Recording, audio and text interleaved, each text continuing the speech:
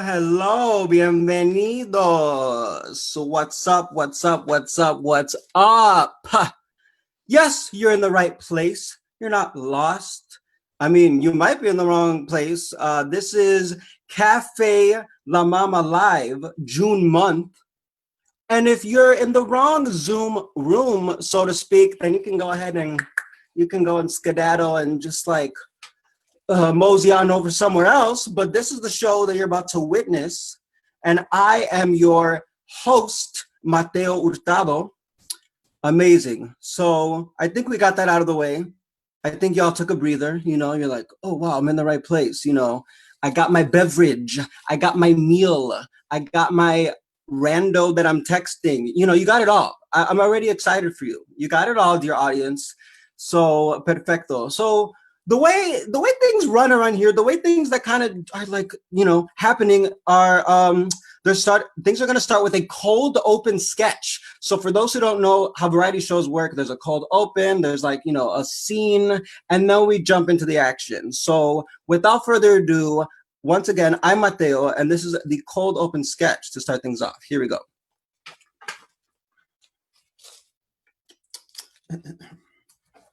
This is called A Portrait into My Life with Voice Memos. I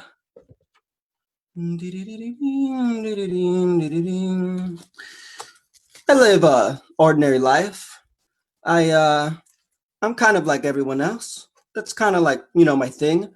But sometimes, or actually most of the times, I like to send what some call a voice memo through my phone.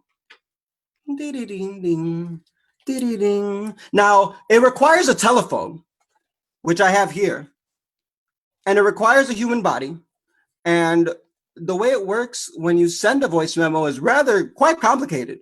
So that's why I'm giving you a sketch, a glimpse, a look into my life with voice memos. Here's an example. So you lift up your phone at whatever weight your phone is. It might be a heavier phone, like, whoa, it's kind of dense. And then you press the button right in the message zone of your phone, and you press it and you say something like, yeah, I'll meet you at the park. Sounds good. And then you release the button, because what people don't know about, what people sometimes forget about voice memos is that if you let go of the button too soon, you'll be like, yes, I'll meet you right at the, and then people don't know what you say. Some of the message gets lost, and it's terrifying. Those are for novice, for rookie voice memo folks, and it's not good. So that's part of the reason why I'm setting up this world for you. Amazing. So also, we're in the age of Rona. This is COVID realm. So, a scene might unfold like this in the age of Rona while sending a voice memo. It's very much like this. It's like, yeah, I'm glad you can hear me. I swear I'm wearing a mask. Yeah, it's on. I'm glad you can hear me. And see, what I did there is I did some advanced level shit, and I exhaled, I took a breath, and it still was holding on to the button. So the other person on the other side can still hear what's on the other side of the voice memo. So basically, it's COVID friendly. It's Rona ready, I would say. It's hashtag Rona ready, Yeah, good. Now, to conclude this, public service announcement, I need to mention some of the risks. What's kind of like, what's the bad thing about sending a voice memo, especially in the age of Rona? It's not very friendly for trash talking. If you're talking shit about someone, they might be with the person that you're voice messaging. So for example, it might unfold like this. It might unwind in this realm. Let me show you. It's like this. So it's like, yeah. So I think they're fucking whack, and I think that they should go to hell. But like, what's Bruce gonna do? Like, jump through the phone and come after me? Because then, reader or audience, the terrifying thing is, what if this, supposed Bruce is next to the person that you're sending the voice memo to? So, cuídense, usen chisme con cuides. Fuck, it's not a word. Con cuidado. Cuides might be a word. That should be. I can add an addendum. I can cuides. That might be a word. I can text my queen Merriam-Webster, at a later date. Amazing. So now you know some of the trials and tribulations of sending a voice memo. Compliments of me, your host, Mateo. Okay, lit. Wow. Well, for those who haven't seen a variety show before, that was a cold open sketch. I just kind of I did a scene before doing the actual show. So now you know what the fuck that is, which is lovely, which is golden even. Good, good.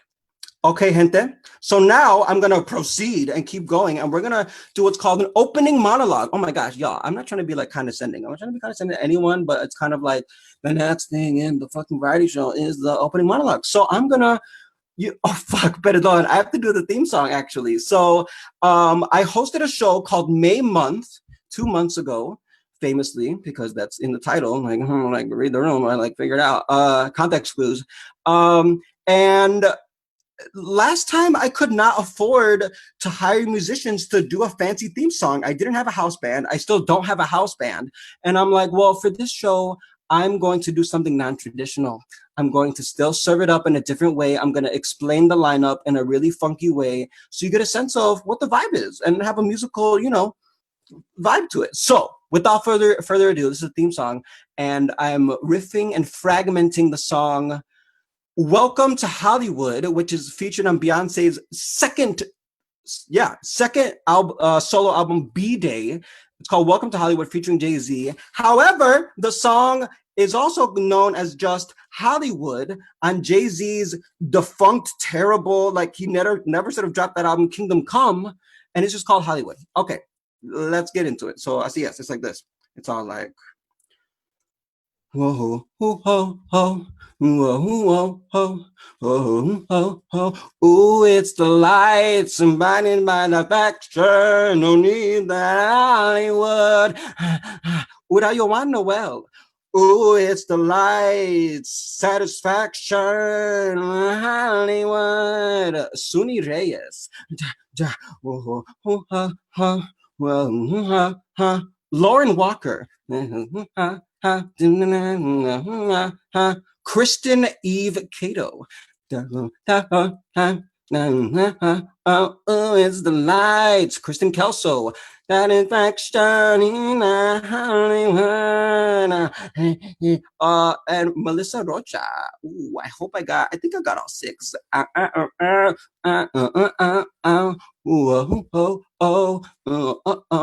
I'm your host, Mateo Hurtado. Oh. Amazing. I don't know. Take a breather, clap for yourselves. You witness some singing. I don't always sing. You don't know me like that, but yeah, sometimes I sing. Anyways, so let's get right into this opening monologue. We're going to open this monologue like it's the black hole. We're going to open this monologue like it's what other things just tend to open. Okay, opening monologue. Great. So,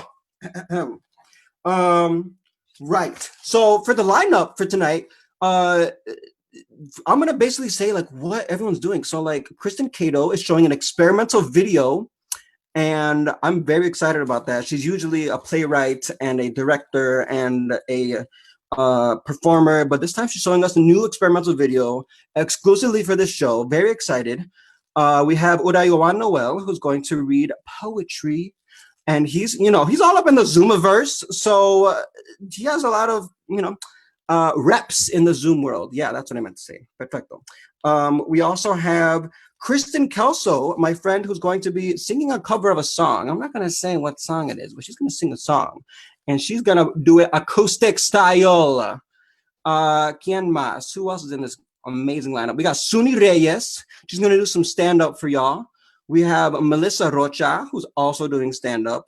And starting the evening is my dear friend. But don't worry, people. There's a few bits after this. I'm finishing up the lineup explanation. Lauren Walker, my friend from high school, who's a beast, and she's been on the national touring company of Second City. So look her up.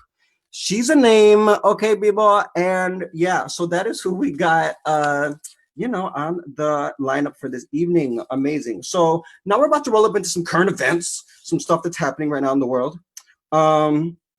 And you know, oh, that's not really current events, but like, you know, everything's connected, you know? Yeah, great. So what I needed to say is that as you see me staring down, I'm not just staring into the abyss, I am actually staring at a script. You know, I have an index card right here, I have a notebook right here, and what I decided to share with you is that I'm gonna call it a papel pal. So I'm renaming what we call scripts, and it's a papel pal now. And, you know, it's not a pen pal, it's not a PayPal, and it's also not Pal, the iconic dog from the television program Arthur. It's not Pal, no. It's Papel Pal. It's what we're calling scripts from now on. Okay, chévere.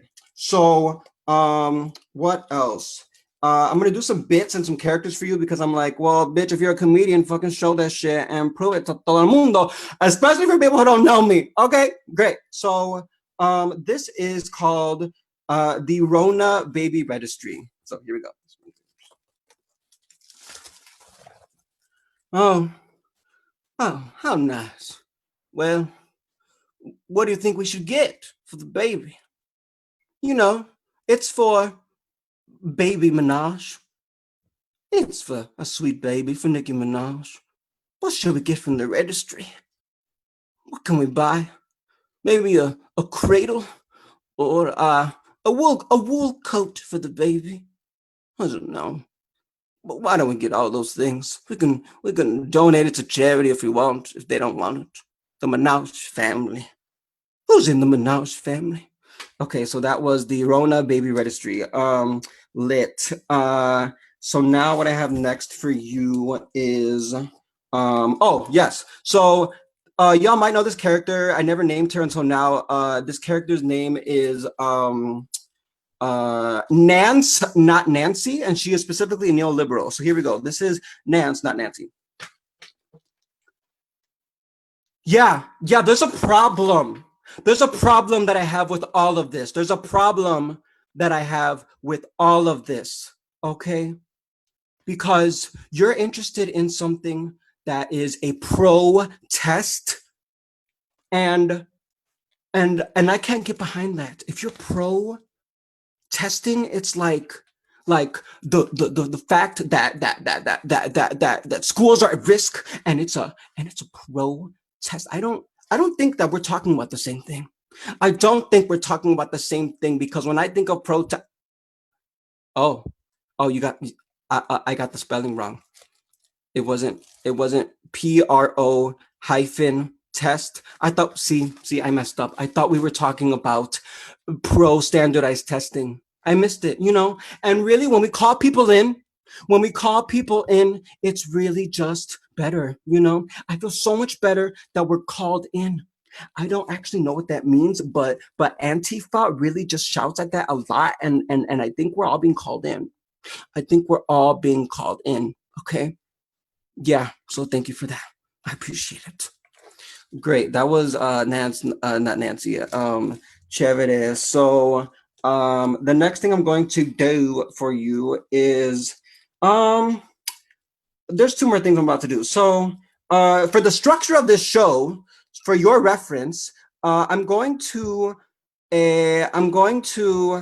set up. So the way the show's going to run down is that after everyone's performing, after each performance is done, I'm going to write an improvised poem inspired by the work of Pedro Juan Pietri. And Pedro Juan Pietri was the co-founder of the New Rican Poets Café, and he was an avant-garde Puerto Rican playwright and poet. So I have right here an example of one of his poems, so you can get a vibe of like the structure of algo. Here it is. Telephone booth number 580. I will not be over for breakfast like I promised you I would. But don't feel too bad. Take the pancakes, glue them onto the ceiling, and when you get hungry, jump up a few times. Yeah, so they're 20-second little like weird musings and meditations and weird shit you might say on Craigslist to someone. So just so you know, I'm going to write improvised poems in response to everyone's performance tonight after while I chit chat with them. So be on the lookout for that. Perfecto. So to wrap up my opening monologue, baby, I'm going to leave you with some thought-provoking quotes because we're in some dire times per usual. The state is doing whatever it wants. Our protests are working, but we still got to fucking keep at it. And I found two quotes that really speak to the times right now. And, you know, they could also be timeless. So the first quote is from comic force and problematic fave, Dave Chappelle. Dave Chappelle once said, "The worst thing to call somebody is crazy. It's dismissive. I don't understand this person, so they're crazy. It's bullshit. They're strong people. Maybe it's their environment that's a little sick." Lit. Okay. And then the final quote to close off things are from Eve Ewing, who is a writer from Chicago. And it speaks to, you know, current events from this week. So here's what she said. Quote, "Good trouble," closed quote, "is powerful as a shorthand for the idea that disrupting the rules in pursuit of the greater good is honorable and righteous. The danger is when people use it to demonize, quote, the wrong kind, close quote, of protest that makes them uncomfortable, missing the entire point," end quote. Perfecto. So, bam, we're about to get right into the show. So I hope you're excited. And my first guest is named Lauren Walker, and she does stand-up. And we go way back since high school. And I remember her from her days of her social media username being @WellFabrized. It's a real throwback, y'all. So without further ado, here's our first guest. Make some noise for Lauren Walker, who's about to do some stand-up. Lauren, we love you. Go, get it.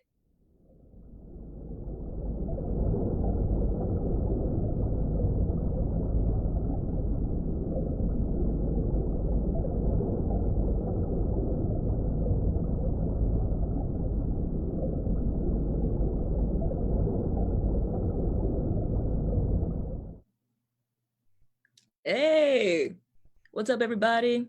Everybody having a good pandemic? It's like, you guys having fun with the race riots? Is this the apocalypse? You know, you guys enjoying that? I hope so.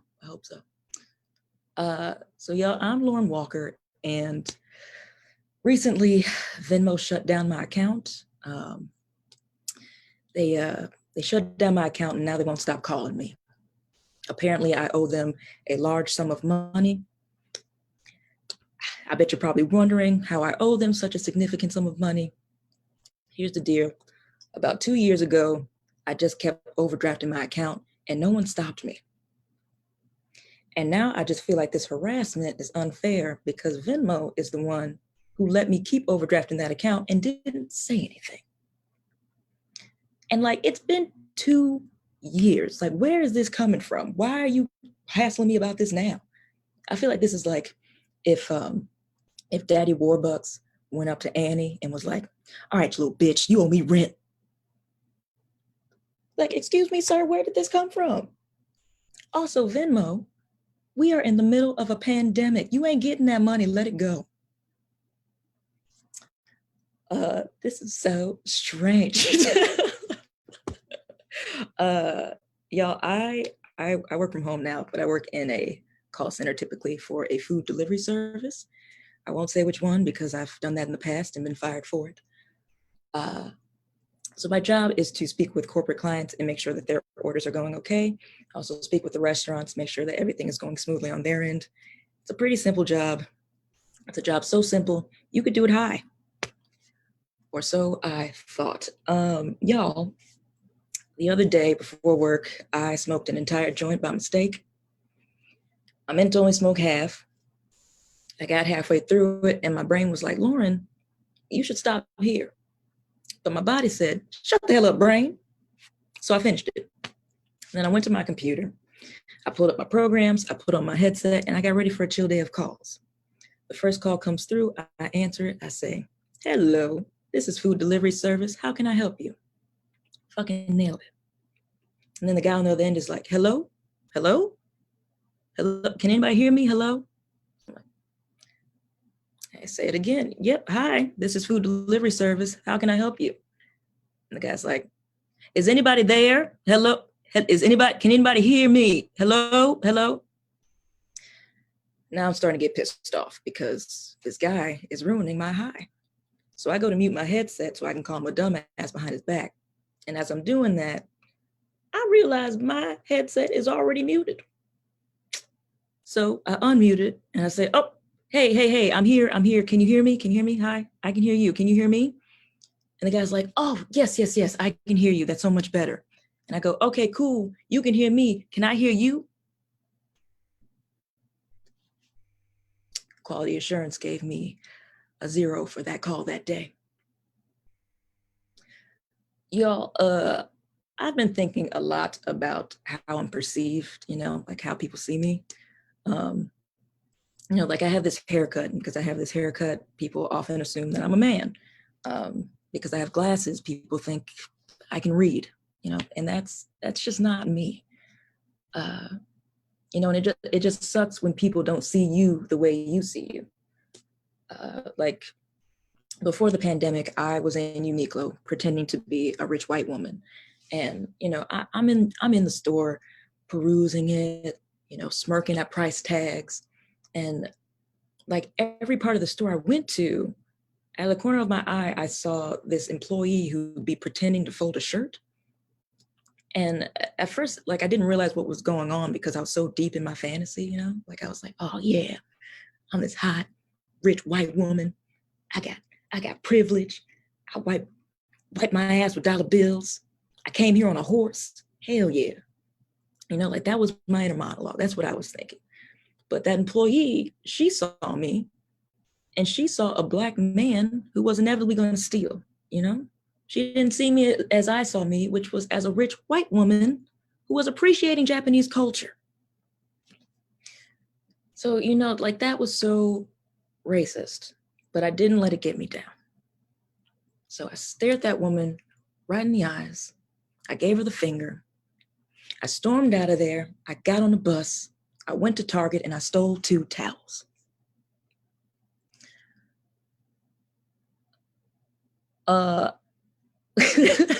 Where are we at time-wise? Was that 5? You're good. You could probably keep going for another minute. Okay, cool. I am a feminist who enjoys being catcalled just because it's never happened, because I look the way I do. The most I get from men on the street is, excuse me, young brother, can I have $5? Come on, man. I blame this haircut. I feel like I'm out here looking like the fucking Fresh Prince of Quarantine. This is not what I wanted. It's not at all what I wanted. When I went to go get this haircut, I went to my barber and I said, Cornelius, I want to look like a respectable single mother from the 90s. And then I walked out of there looking like some goofy nigga who's up to something. Like, what is this, Cornelius? You trying to get me arrested? I hate my barber, Cornelius. That is his real name. And you know what? For the rest of this, I'm just going to refer to him as Corn because he doesn't deserve to have his full name said. I hate Corn because he's an asshole. I actually went to Corn earlier today in preparation for this, and I went to a shop. I had my mask on, and he didn't have a mask on. And I said, hey, brother, where's your mask? And he looked me dead in the eyes and said, for what? So I just sat on down, and we did not speak the rest of the time.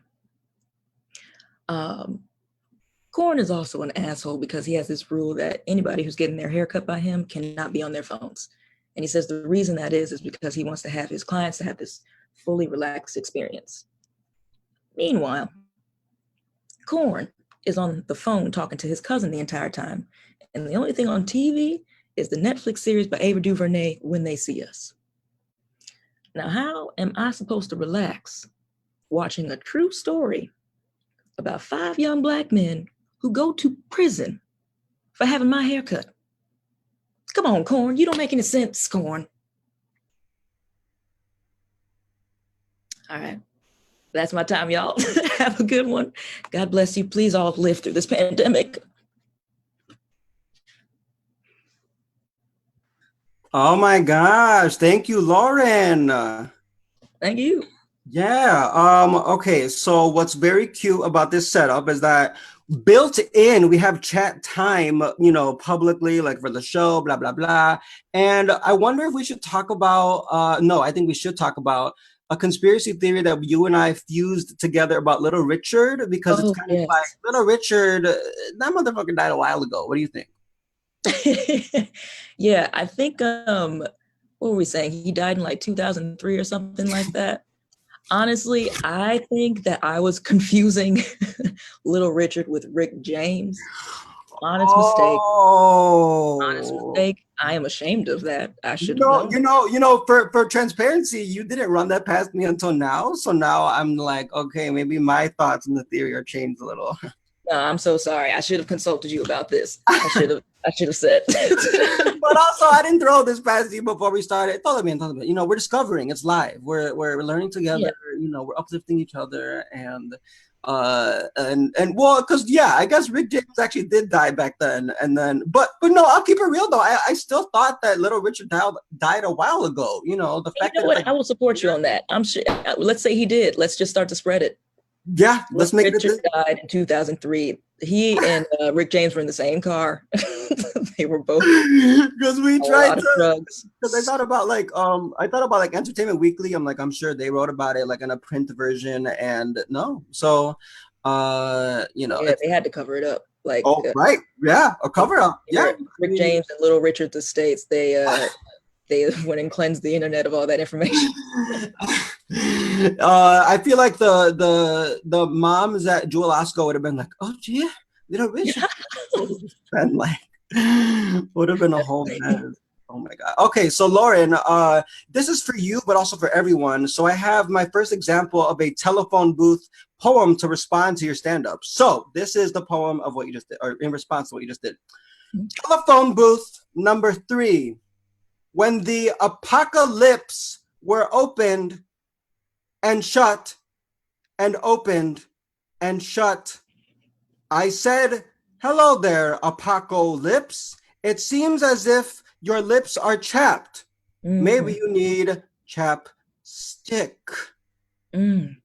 So deep. Snaps everyone. Yes. I mean, those apocalypse. You're giving me notes of like Maya Angelou. Oh yeah, a little, some notes and sprinkles of Maya. I mean, you can't go wrong with her. Yeah, some like Nikki Giovanni. And thank you. These compliments are just kind of a little fountain of life. Okay, wow. Well, thank you, Lauren. I love you. Love you too, man. Thank you. Yes. Ooh. Okay. Wow. Amazing, everyone. I'm glad you're still staying put, because it's like, if I was here on your end, I'd be like, when can I smoke my pipe? And then you'd be like, well, we're in quarantine, or does one get a pipe? Anyways, so my next guest is a stand-up comedian. Her name is Melissa Rocha, and she does stand-up. Which I literally just said, she does performance art, or she has a performance art background, which I think is different, and that's how she states it in her bio. And she also is a visual artist, and recently she's been having some very internet trendy, excited, political, radical work that's, in the visual medium. So without further ado, this is Melissa Rocha. Take it away.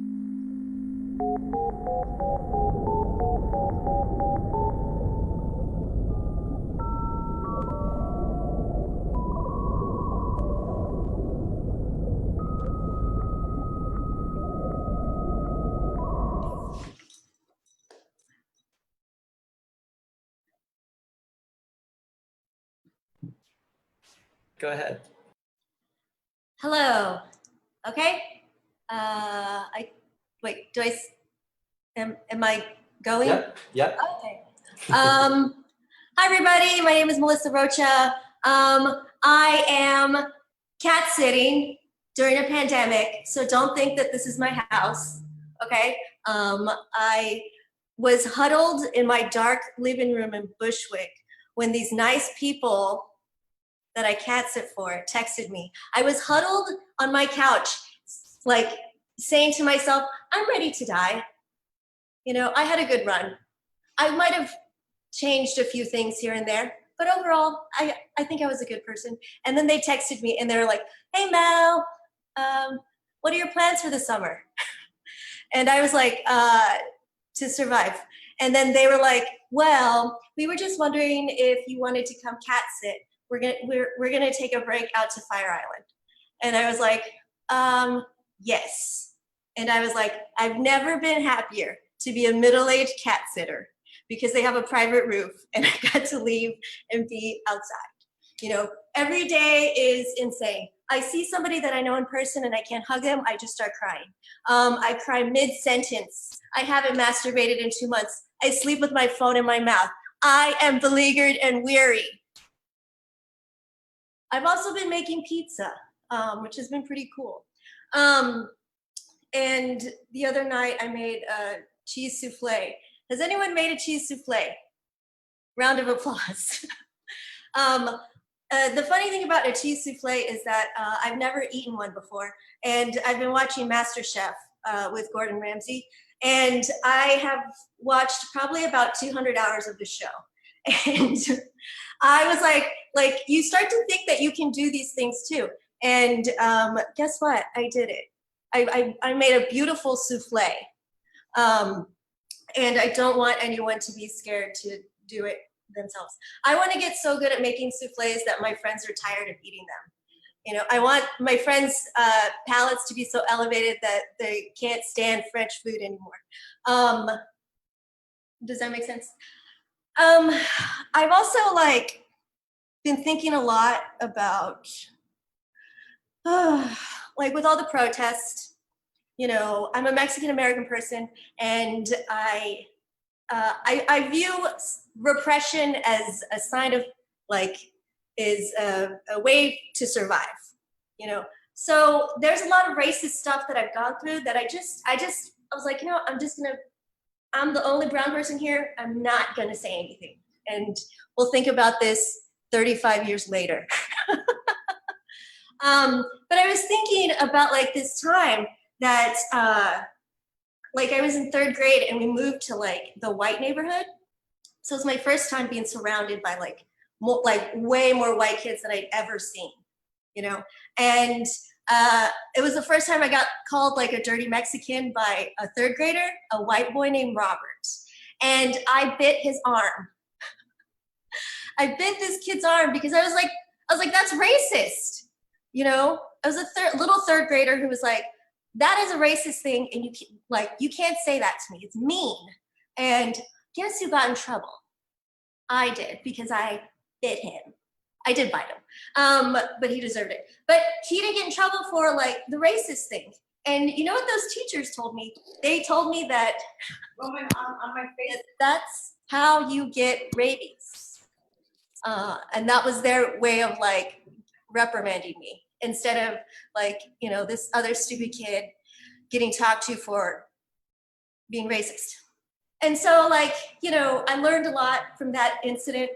And then 2 years later, it happened again. I got called dirty by another white boy, and his name was Scott. But this time I just went out onto the playground by myself and cried. And you know, that was a little different too, because I did have a teacher come out and talk to me and be like, why are you out here crying? And it was like, that guy called me a dirty Mexican, and that hurts my feelings. And he was like, well, he's like, you're not dirty. And I was like, thanks. You know, I mean, that other kid didn't get in trouble, but at least I was slightly acknowledged. But 2020 is making me think that 3rd grade Melissa had it right. I should have been biting racists for the last 25 years. But I don't know when I'll be able to bite another racist because of Corona. Okay, so I want to end with something that I just bought, and I really hope you guys like it. Okay, are you guys ready? Okay. I got it at Dwayne Reed. I put it on my fashion glasses.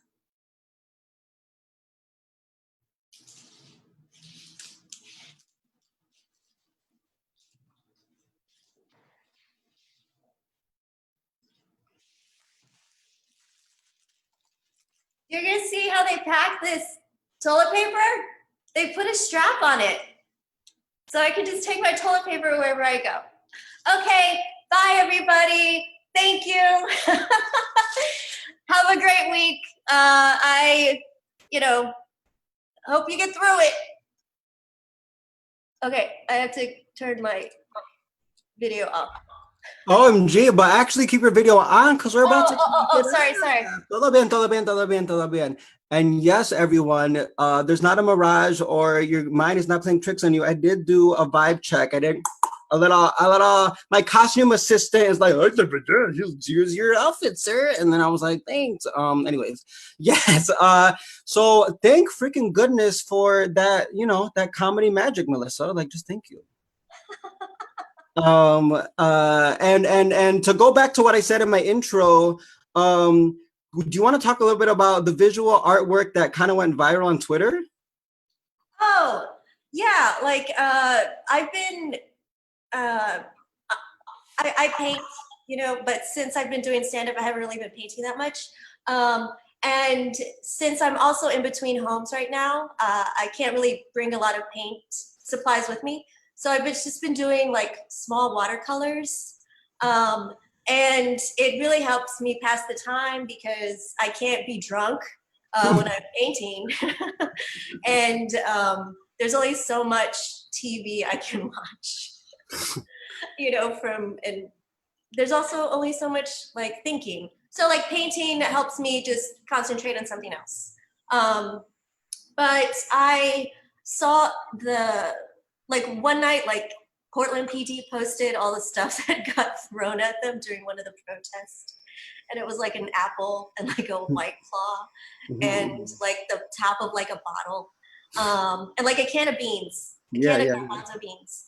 And so I was like, oh, it would be funny to like make a little painting of that. And it was like 6x8, so like real small.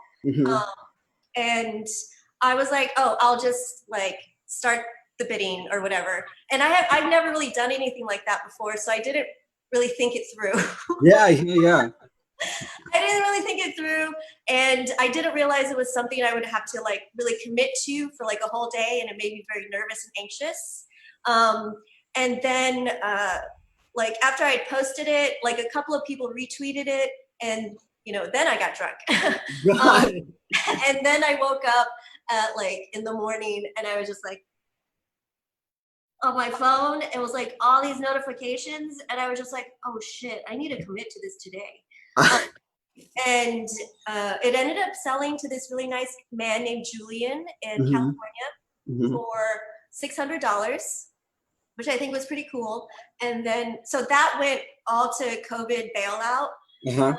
And then a bunch of people wanted prints. So I went to this print shop in Brooklyn called Preference Graphics. And a nice young man, Brian, helped me work out the colors.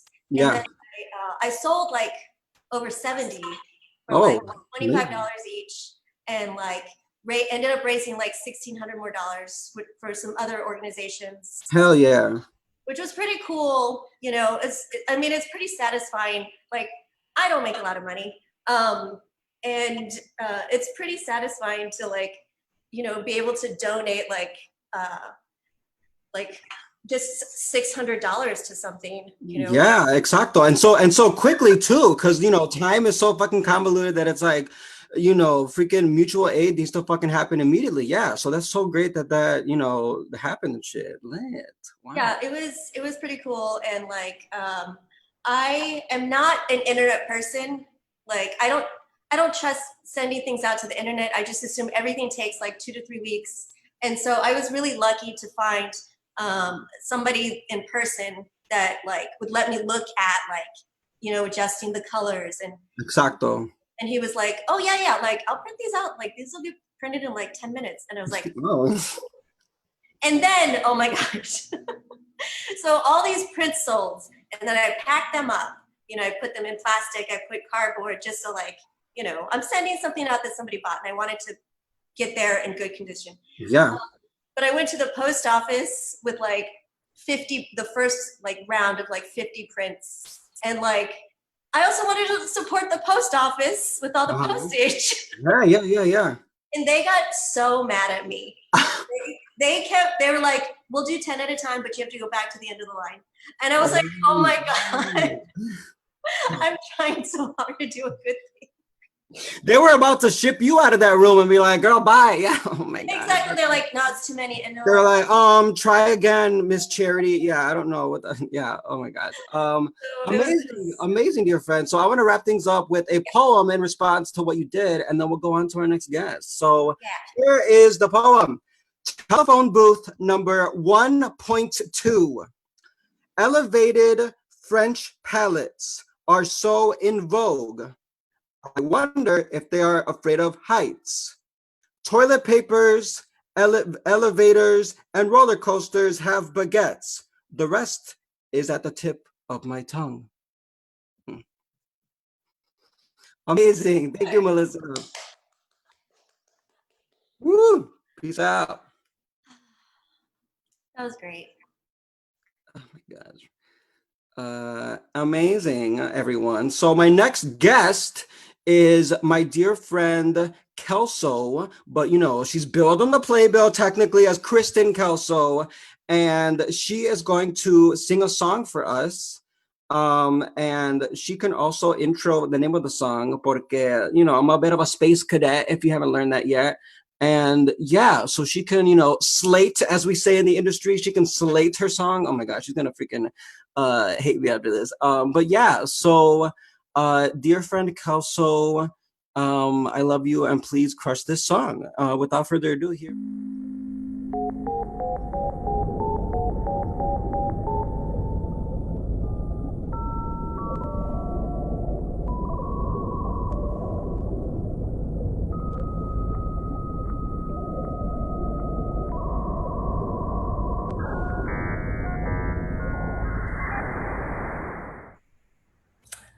Hi everyone.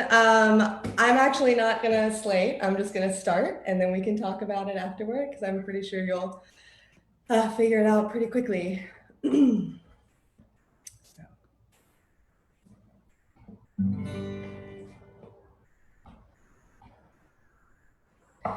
Georgia, Georgia, the whole day through, just an old sweet song keeps Georgia on my mind.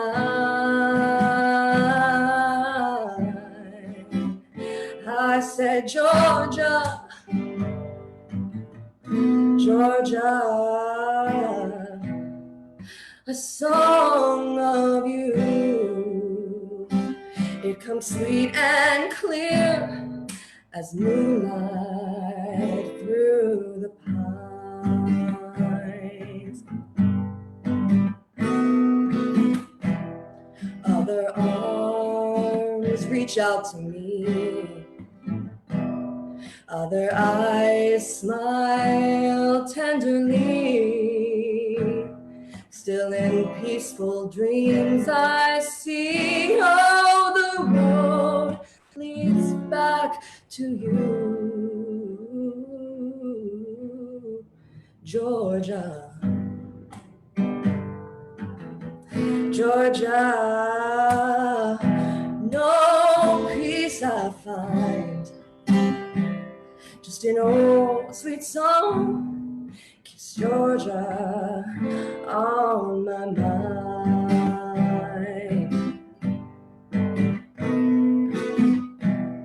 Other arms reach out to me.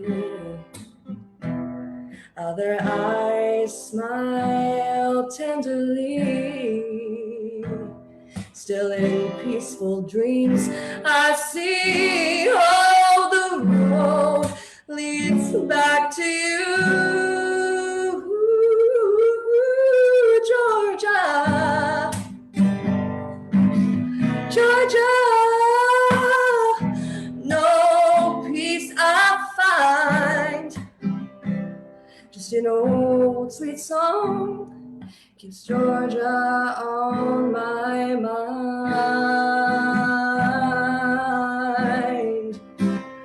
Oh, just an old sweet song keeps Georgia on my mind.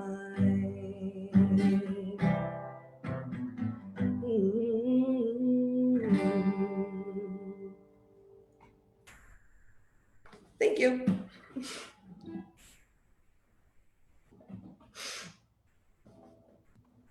Yes, thank you, Kelso. Oh my gosh. How did that feel? Because we talked recently about how you're all like, I want to sing more because you mostly do things like translation and direct, you know? So how did that feel? It was fun and terrifying. It's like absolutely terror-inducing like, to be here in a room just with myself all the time. I mean, as we all are in this pandemic. Yeah. It feels good to get back into it. And, I mean, you and I have like done a lot of work on like our own solo shows and talked about falling away from music. It's always good to feel like you're coming back home. Exactly. And also what I love is like you're literally in an empty room with like nothing in it. So your voice is like bouncing around, right? Like literally. Yeah, this is our vacant room in the apartment right now that we've sort of just like converted into the room of requirement, Yes. basically. Oh my God.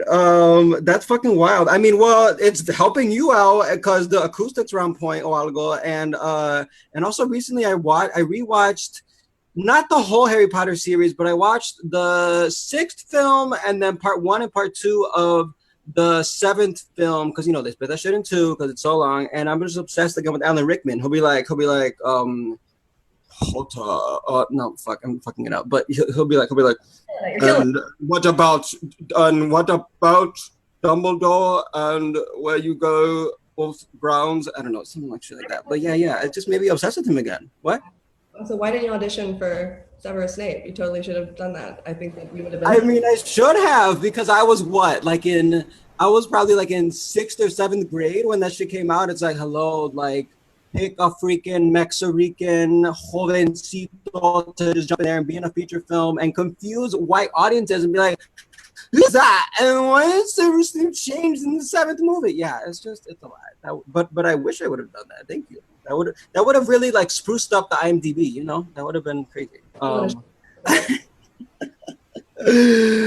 my gosh. What was it? Oh, I have your poem to respond to what you did. So here is the poem.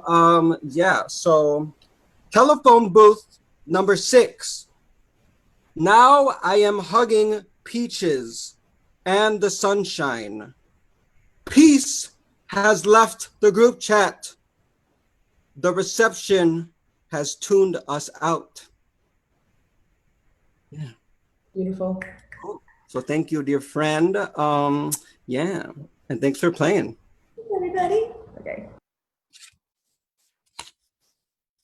Hell yeah. Chévere. Amazing, everyone. So am I muted? It seems like the little mic is off on the output. I could be wrong. Maybe I'm not muted. So next up is dear poet Urayoán Noel. And a bit of info about him is that he is the author of a few books, and one of them is called Invisible Motion. I believe that's the name of the book, from the 60s to slam. I'm almost certain that's the book title, and we can talk it up, after he reads his work. And he's just like a stellar poet and scholar and superstar, and he is totally all up, fixed into this Nuyorican, but also seamlessly moving throughout the Nuyorican absurdist avant-garde art tradition. So without further ado, here is Urayoán Noel.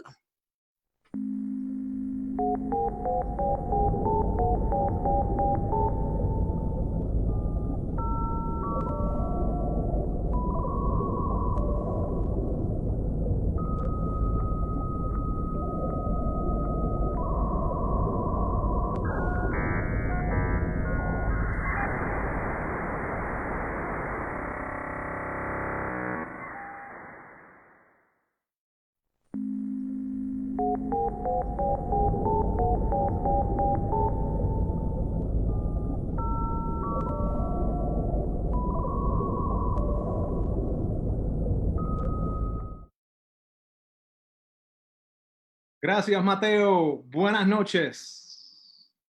ACGT,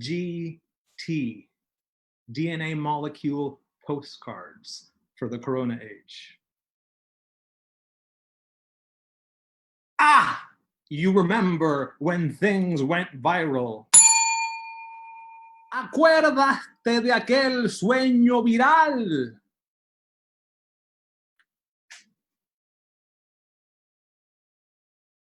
C, can you find lifelines in the death spiral? Con vida estás en pírrico espiral.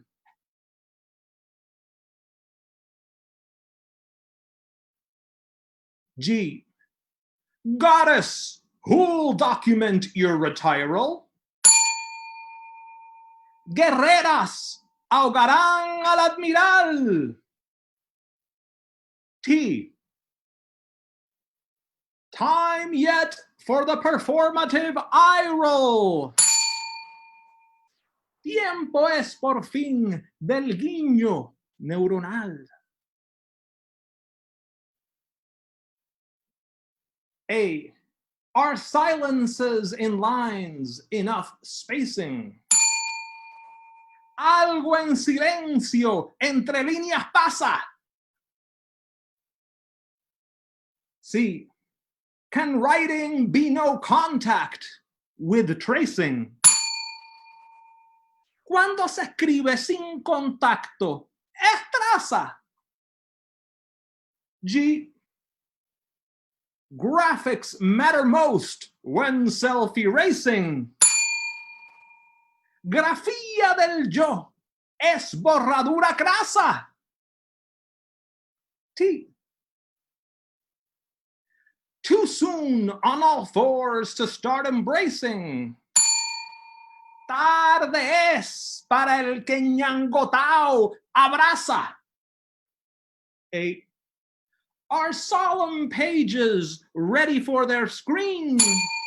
Ante pantallas, la página es condena. C, can quatrain somehow rhyme with quarantine? Cuarteto rimará con cuarentena.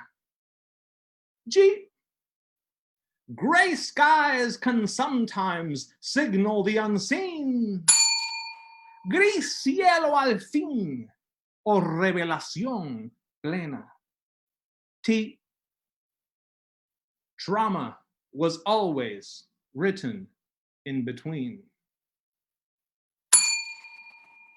Trauma es lo que el azar desencadena. Okay, so I'll do a little show and tell.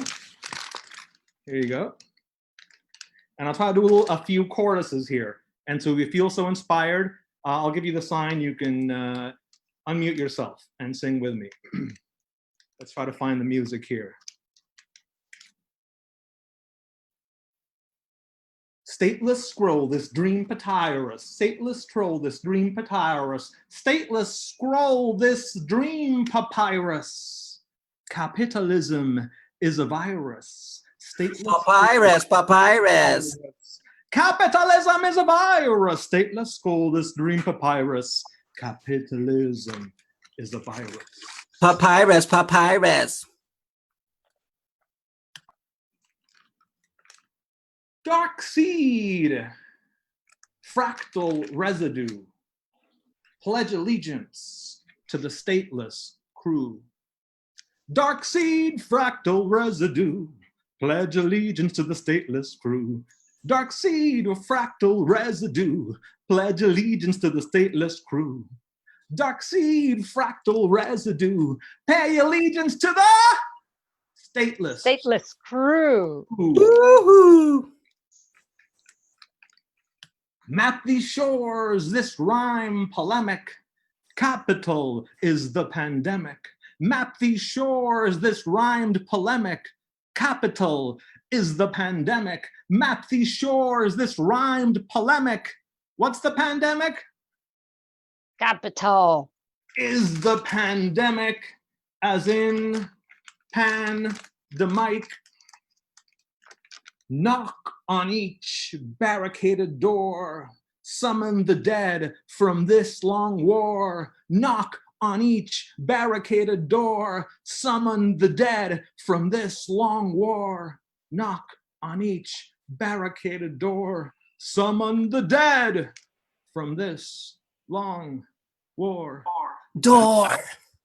You can keep it. Make some noise while I summon the dead in a tribute.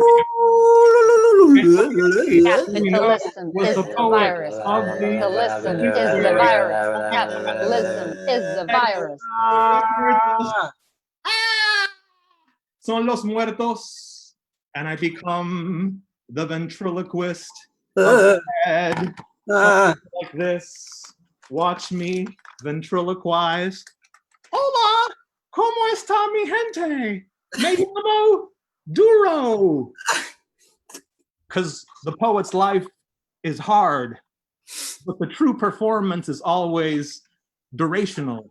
Y yo soy un duro de lo duracional, no lo nacional, porque los boricuas no somos nación. La única nación es la improvisación. I won't be your mirror. I'm not in the mirror stage. I have reflections on someone's art. But art doesn't have to be reflective. Art can be instantaneous with no reflection, only the improvisation that is our nation. And I must be going on 5 minutes, so I'll bring it to a close. But first, let me tell you, I went to NYU and wasted all that time worrying about performance and how to reconcile it with digitality, how to make screens into a poetic. Y ahora nos quedamos con esto. Neoliberalism wins anyway. Tienen nuestra data y me mata que tienen nuestra data. Otra manera en que nos matan. Se cae de la mata, papá. Mama es mama siempre porque estamos en la mama. Only drama now is mama drama. Que viva la matriarcada. El matriarcado de los matriarcados. Y me atracado de rimas. This app is whack, but guess what? I stopped playing with bands. I call it performance art now. It's cheaper. I don't have to do sound check. I played comedy clubs in the 90s in San Francisco, or tried to, at least some of the open mics. Everybody told me, why do all that weird poetry stuff? You have to do stupid sex jokes and dick jokes for bros. So I quit.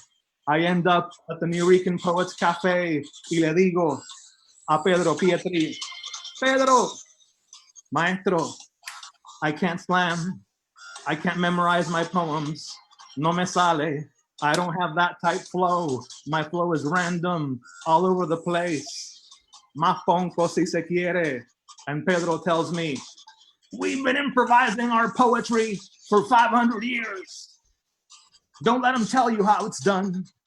I never slammed again, although I wrote about it. I never did stand up again. I became the walking obituary, el corpse cut up beatitud, que es la actitud de nuestra liberación en nuestra improvisación. No tenemos nación, nations won't save us. The eco-sized machines are still screens and will be destroyed anywhere. Might as well make some good apps and emojis while we're at it. But improvisation will be forever. My nation, no other notion. Compartir, mediado por la pantalla. This presence is what we have, so we rock it. I can say that from my space of privilege as an institutionalized professor. Yes, I say institutionalized in todos sus sentidos. There you have it. Maybe it's just a cop-out. Maybe it's a way to make you care about my apps. Perhaps sinapsis, lo sináptico, the synapse that becomes nuestro canto compartido, our shared song. Gracias. Gracias, Urayoán. Oh my gosh. You know what, internet? Y'all have probably like pots and pans at home, and knock those, please, and give it up for Urayoán. Make some noise. Oh my gosh. Wow. Dear Urayoán, literally when I was preparing and, non-preparing for this conversation, I wrote down that one way to describe you is that you are a non-spectator of the spectacular Pedro Juan Pietri specter. So it's kind of like, I mean, I feel like the ghost follows me of him también. I think he follows me around. Does he follow you around? He does. He does. No, when I learned while researching my book on the Nuyorican poets, and thank you for mentioning it. First, thank you. Let's give a big shout out to Mateo for the and fabulosity, and for setting the example of just pa encima, going for it, pa'lante, beautiful. Yeah, when I found out Pedro did stand up, I'm like, okay, that clarifies a whole lot of stuff. So and that story is true, when he tells me, don't worry about slam, kind of find you, and again, it's nothing against slam. I covered a scene. I love it. I admire the people that can't do it. It wasn't me, right? So I think Pedro taught me to be a freak and kind of love my freakdom, right? And not try to make it into a pre-established formula, but to kind of, let my freakness speak for me, right? Yeah. I'm thinking a lot about Pedro's work in that. A lot of different contexts, disability, right? Obviously, colonialism, which is written about a lot. And also various like uptown and downtown traditions, some of which he's included in and some of which he isn't. So also that sense that his work kind of straddled the kind of cool but largely white-coated downtown with the other scenes, right? I always wondered why Munoz didn't write about Pietri. That would have been amazing. Yeah, that's a really good point. Exacto. Because like, and then also like we have Sandra Ruiz's work, so thank you, Sandra Ruiz. Yes, Sandra fucking wrote about it in her book that is available on NYU Press, Weakness, Enduring Time in Anti-Colonial Performance.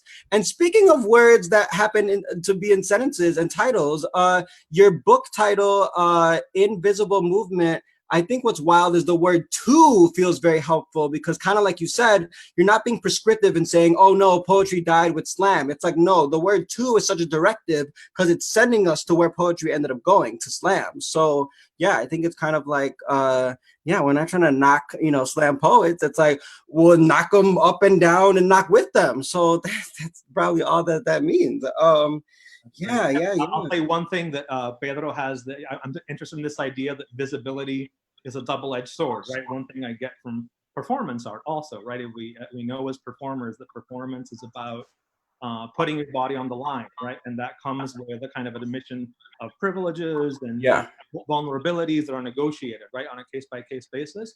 So Pedro has these like books that and performances that work through visibility in all these complex ways. He has a book called Invisible Poetry, which is all right? And then it has like this fake bio, right, which says that he was born in 1898. It becomes this conceptual book on all the stuff about him that didn't fit, that wasn't visible, right, within a kind of sociological frame that we tend to use to describe Boricuas or people of color or diasporic people, right, in the U.S. And it's about making another kind of use of that visibility politics beyond, say, conventional identity in one way and beyond kind of conceptual white in the other. So. Got it. Well, little Miss Zoom was being a little feisty and a little bit of your audio cut out, so I didn't hear what you said at the end, but I think I was on the train of thought, so todo bien, and beautiful. It's like Zoom, and I was gonna ask you like, oh, how are Zoom performances going? But it's like, it's kind of like, how are they not going? Because it's like we're exhausting ourselves with doing this all the time, and we have to take a break. Like, I don't know, there's this fatigue that is so wild, and I'm sure you agree with that.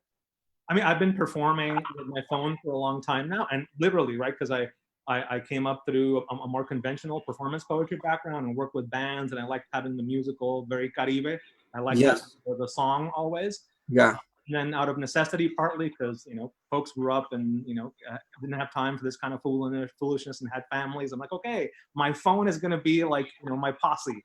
And in the world, you start reflecting, in what ways are you present when you're and it's mediated by a phone? So it's become this whole poetics of like digital screen presence and its possibilities, but also its trappings, right? So So to me, Zoom has been kind of cool because I've been able to approach it as an extension of it. Just, I'm here. Right. It's like, notice How me. big here am I? Yeah. Right now. Yeah. Oh my gosh, perfecto. Well, I'm going to wrap up our chat with a poem, and to respond to your piece, here we go. So, okay. Telephone booth number 0.75. Guerreras have black combat boots. Combat boots have their own mierda to step in. I was into punk rock, but then they stopped wearing cool belts. That's it. Brava, huepa. Thank you, dear friend. Bam. Amazingness. So now Urayoán's gonna evaporate, and our next guest is the esteemed, hilarious comic by the name of Suni Reyes. And hold on, I took a little bit of notes about her. Some of her credits include doing stand-up on Stephen Colbert's late night show, which I'm obsessed with, and she has also performed at Crane Theater, which is wildly where we met years ago. And then the third credit of hers that I feel like mentioning at this very moment is she had the honor and delight and pleasure of hosting a show at El Museo del Barrio. And that was very recently. It was around the holiday time, back when you could perform live. Live performance. If you're there, I miss you. Okay. Yes. So without further ado, here is la gran Suni Reyes.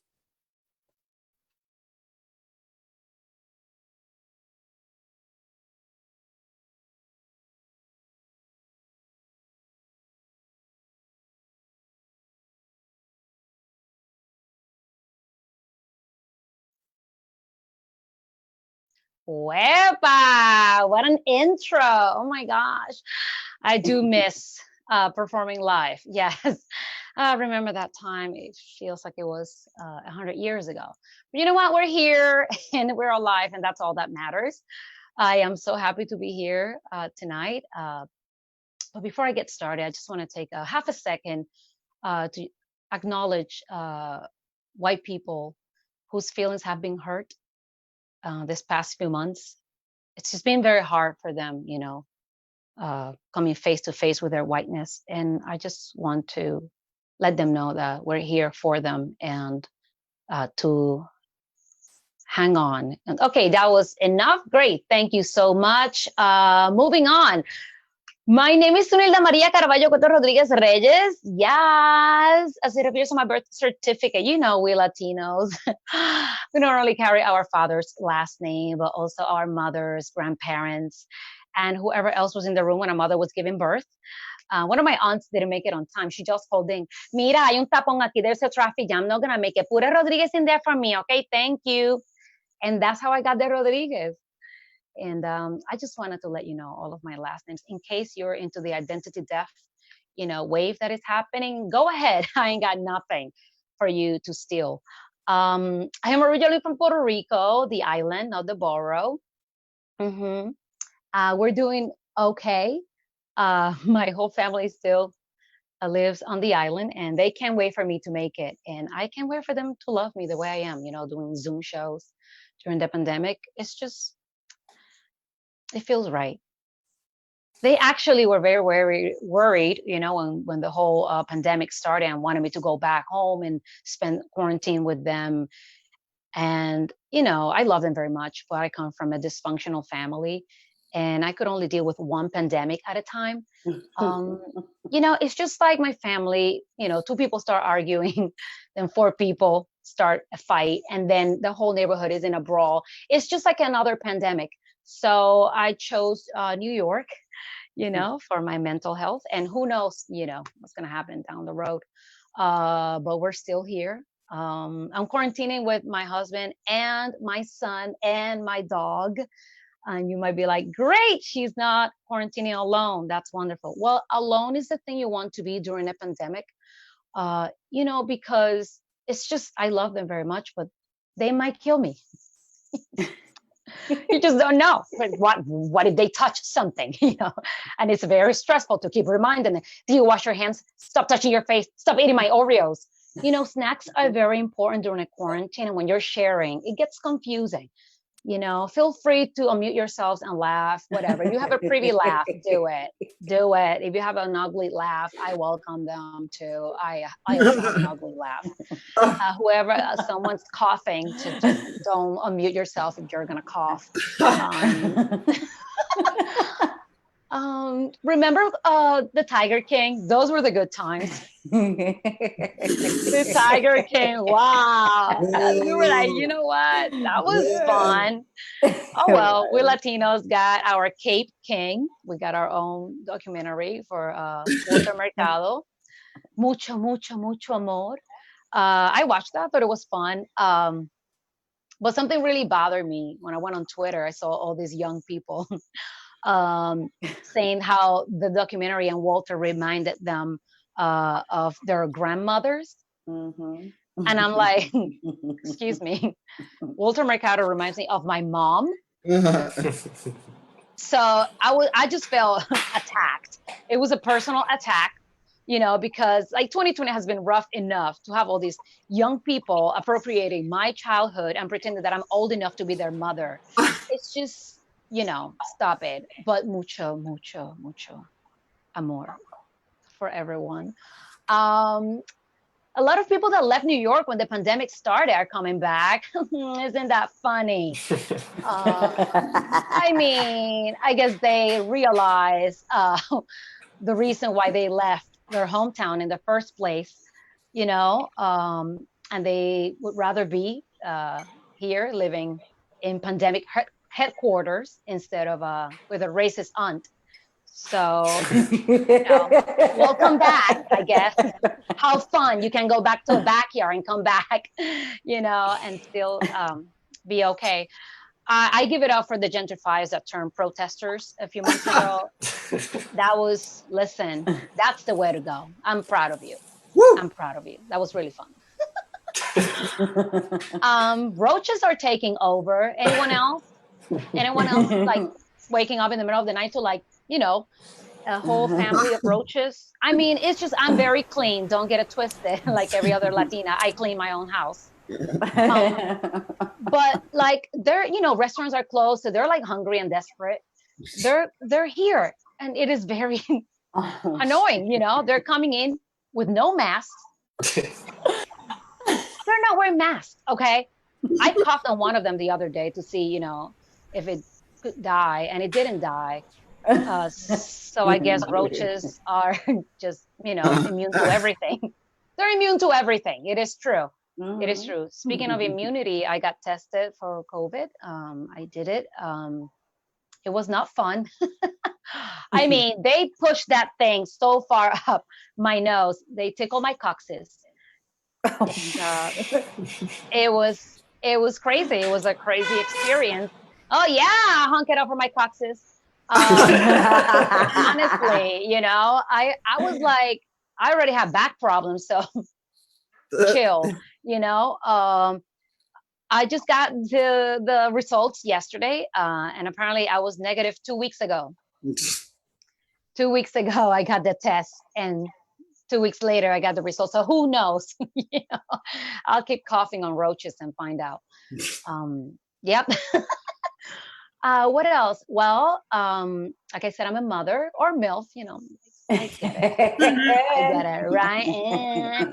You know, we've been doing our best. We've been doing our best here at home. And he's noticing a lot of alcohol bottles on the counter because, you know, as a comedian, we usually drink at work. Like we go do the shows and that's when we get our drinking. And then, you know, I don't really drink at home. But pandemic, hey, the bottles are in. And the other day, he was like, "Mommy, did you drink when you were pregnant?" I was like, "What? Baby, where's this coming from?" Well, I read the label on the bottles on the counter. It says that you cannot drink when you're pregnant. Honey, baby. If I was drinking when I was pregnant, you would not be asking me this question. No, no, I did not. Of course, I did not drink when I was pregnant. He's great. He just turned 10 last week, and we couldn't have a party with all his friends because a pandemic is happening. But I did my best. I gave me like a birthday Disneyland and decorated the house. He was so impressed. At the end of the day, he was like, I can't wait for my 11th birthday. And I'm like, wait, no, stop. I set up the bar too high. Like next year, am I going to have to summon the bubonic squirrels? Like, I apologize if next year we have to another pandemic. I just want to be a good mother. Thank you. Thank you, guys. Oh my gosh. Thank you, Suni. Yeah, look at you. Little Macho Camacho. You're giving me Macho Camacho vibes. Oh my gosh. Don't get me started. Okay. Wow. Simply wow. Suni, I'm gonna, kind of just go rapid fire right now. So a few days ago, I noticed that you had a problem with Instagram Live and it just didn't allow you to do your thing. Can we fucking rant about Instagram Live? Like, can we please? Like, is this happening to anyone? Please let me know. But I am not able to go into other people's lives, like literally. No, she said live, not life. Yeah, live on Instagram, like, just a reject all around. I cannot, I request to go in, they accept, and then my picture and it doesn't come up. They can just hear my voice, and then Instagram kicks me out after a minute. So I haven't been able to do a lot of shows because of that. Now I'm limited to only Zoom. Because Instagram is being racist. I don't know. I don't know what their deal is. Someone else, I don't know, help. If you have gone through this, let me know. What can I do? I restarted my phone. I have the latest version of Instagram. I wore a deodorant just in case that was the problem. Oh, wait. And people can tweet at you, right? What's your Twitter again? Suni Reyes. Like, go for it. Like, Suni Reyes en español. Yeah, like claro, Suni. Like, people need to tweet at you and give you an answer. Because look at the Instagram customer service is not going to help you. Like, what service? Who is it serving? It's racist. You know that I called. I turned into a Karen and I was like, excuse me, my Instagram is not working and I'm not able to join other people's live. And I haven't received an answer because I think my voice wasn't high enough. Oh, see, it's all about the octave or the note. Yeah, the register. Oh my gosh. Yeah, but like I'll try to do more like shows since I cannot do lives. What are you gonna do? Yeah, that's so sad. Wait, because then also to go back to what you said for a whole minute it was your profile picture and then they kicked you out. That's a long time, a minute. What you mean when in the live? When they brought you on, you said it was like you showed a picture for a minute and then they will bring me on. My picture would not come up, but my voice was in it for a minute, and then they'll kick me out. It's probably the FBI. Honestly, it's probably the FBI. It's probably I am very vocal. It's probably ICE. It's probably the CIA. It's probably the FBI. It's very upsetting. It's very upsetting. I used to be able to do it like before the uprising, and then after the uprising I was not. Like I did a couple of shows like in March and April, and then once May hit, like I cannot join people live. It's just like, what? And what's messed up is that for those white comedian hosts who might have brought you on, they're probably like, oh my gosh, Suni is so funny, let's like bring her on the live, and then they can't do it anymore. So it's just like, it's really a tragedy in different ways. I'm upset that this is all happening. Yes, it's affecting affirmative action. Like this is a problem, guys. We need to fix it. Affirmative action is being. Why we can't have systems of diversity, okay? Like because it's such a basic word. Oh my god, yeah. Oh I'm dying. Oh my gosh, so I'm gonna wrap up with a poem because I love it. Oh my god, I love this so much. And I'm gonna respond to your thing, yeah. And I loved your set. It was magical. Okay. Oh, thank you. Here we go. Okay. Telephone booth number 1. Loving you as you are. Are you an island? The breeze is at ease, so my nap will be on with between palm trees. Thank you. Yes. Oh my God. You're a poet. Look at this I mean, I don't know. I don't technically call myself a poet, but maybe I'm poetic. No sé. you're No sé. poetic, you know. Urayoán, help him out because he got talent. There's potential. A collab must happen. Wow, I love that. Look at we're setting things up. I love these connections. Wow. Well, thank you, Suni. Oh, thank you so much for having this. Was so much fun. So much talent, you guys. I love it.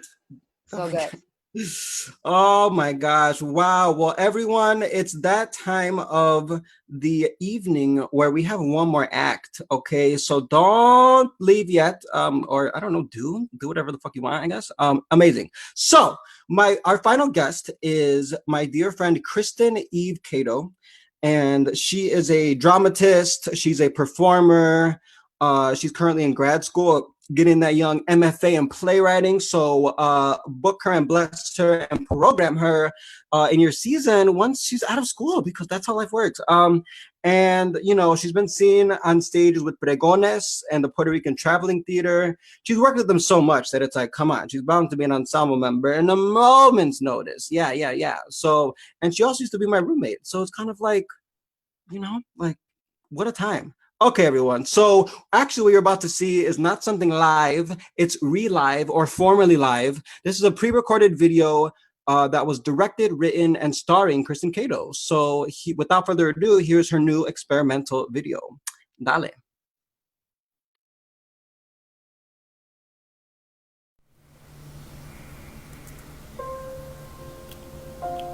I see you in my thoughts from when I used to know you.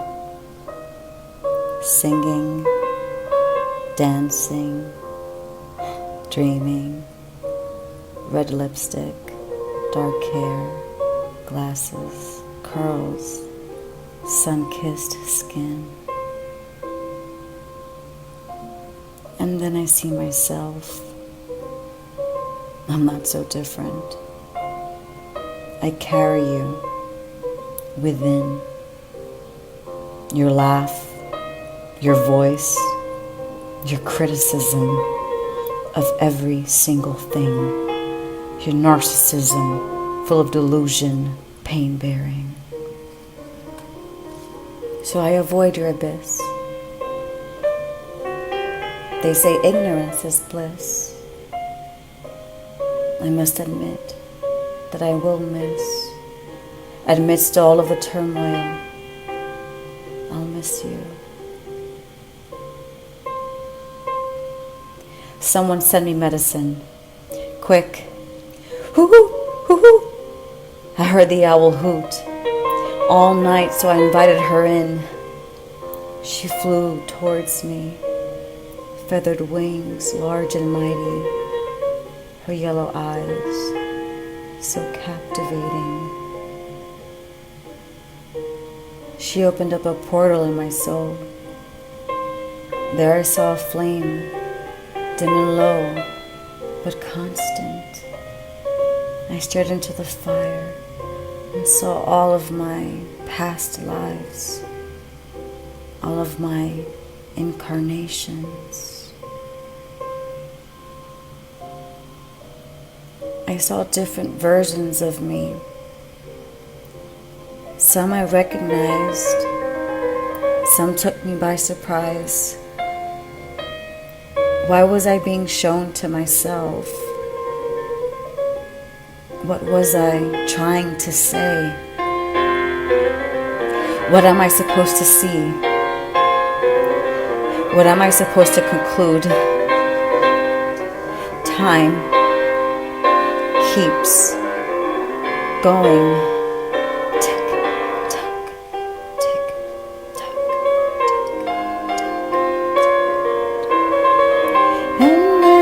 Stare into this space, I hold myself in an embrace. I feel myself falling. I'm stripping, I'm slipping, shedding all the old parts of me. I'm changing.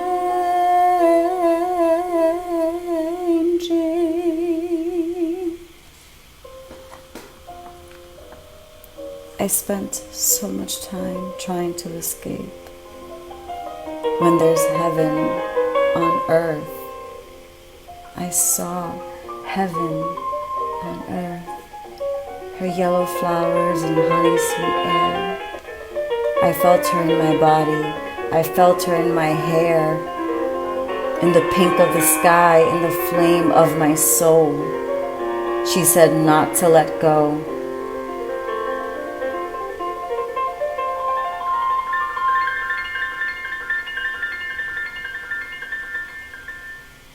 Try not to let go.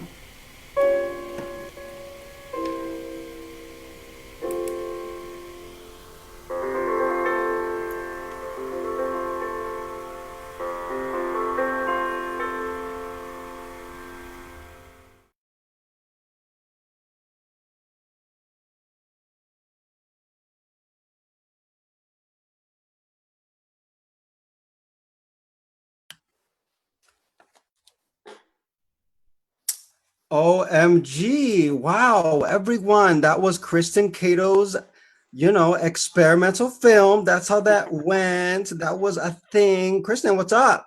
Hey. Oh my gosh, your shadows are so dramatic, kind of like mine. I love how we're like twinning. It was a choice, I figured why not? Right, it's very like brooding. It's like, okay, it's, menacing. Oh my God. Oh my gosh. Wow. So I want to talk about like art and all that like nerdy type of shit. So, oh wait, there was like a little lag. Can you hear me? Yeah, I can hear you. Oh, great. Okay, perfecto. So, my question that I was really like thinking about that I want to throw at you is, so since you perform a lot and since you write a lot and you're working on your craft as a playwright, do you have a hankering for directing more? Because I know that when we were roommates, you were like, I think I want to direct more, but is that something that's so true? Sometimes. It depends on what I'm directing. I like directing like little things like this, for instance, where I just get to like I get to input my artistic vision in something, So like short things like this. I like film. I like the film medium for directing. Stage directing, I'm interested in doing that too. But I think it depends. Like I think when it comes to directing, I have a knack for directing comedy. Oh, I love that. Yeah. So I think it really depends too. But yeah, I like anything that is artistic, Exacto. Yeah, it's kind of like putting your shit out there and seeing what's what cause a ruckus. Whatever is rowdy, whatever work is interpreting things. Yeah, being inspired by whatever the fuck. Yeah. I forgot what the fuck else I was gonna say. How is school going? It's a little. It's going great. Obviously, right now it's a little crazy with this whole COVID thing. This little thing called COVID. It's a little thing called COVID. Yeah. I was very fortunate that my second year production was fully realized on stage before the outbreak happened, and that was back in February. So I was really lucky for that. But yeah, I'm approaching my third year. I'm almost done, and it seems like everything's gonna be online. So the good thing about that is you'll be able to see my thesis online. Oh, fuck yeah. Perfecto. So I'm excited about that. Yeah. Hell yeah. And where can people see it? Like on the I'm pretty sure on IU. Like the IU website, like the IU theater department would probably have it live like on Facebook. Good. Yeah. So they come to some benefits, like I won't be able to see it on stage, but I'll be able to see it Zoom and all these other platforms, streaming platforms, they got some good things going on, like design elements and stuff. Yeah. So I'm gonna put my director brain on. Yeah, now you can write this play and hat y todo eso, like just get into that zone. You get to like envision it, and you also have a while to plan it, kind of. So that's good, It's I've been thinking about it, taking down notes on my ideas.